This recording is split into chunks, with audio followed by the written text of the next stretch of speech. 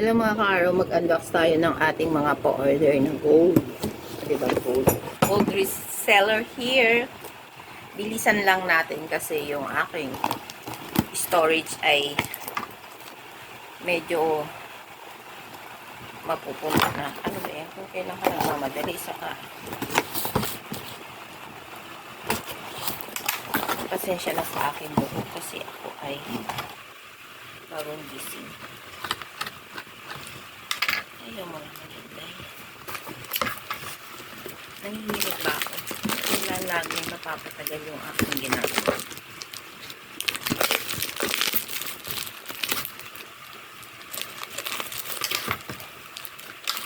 So, mga may gustong umorder po ng alahas. Aray ko. Ay, nandito pala. May gulay. Likod pala yung ano. Wow, mali. O, yan. Nagmamadali na kasi mapupuno na.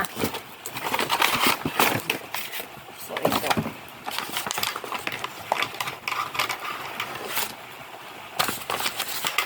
Bilisan. Bilisan. Isang box lang. Wala ding. Ano ba yan? Hindi na sa akin.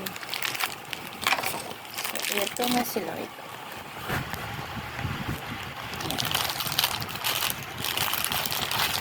So, ayan. Ano to? Ito yung bracelet. Ito yung earrings. Isa pang earrings. Ay, ang liit lang pala nito. Oh my God. Pambata pala na order ni Tita Tess. Super liit pala. Oh my God. Baka hindi niya kunin. Ito yung ungkit, sa akin to. Actually, binili ko to para sa akin. Ungkit ng pendant. Tapos ito yung dragon. Isa pang dragon.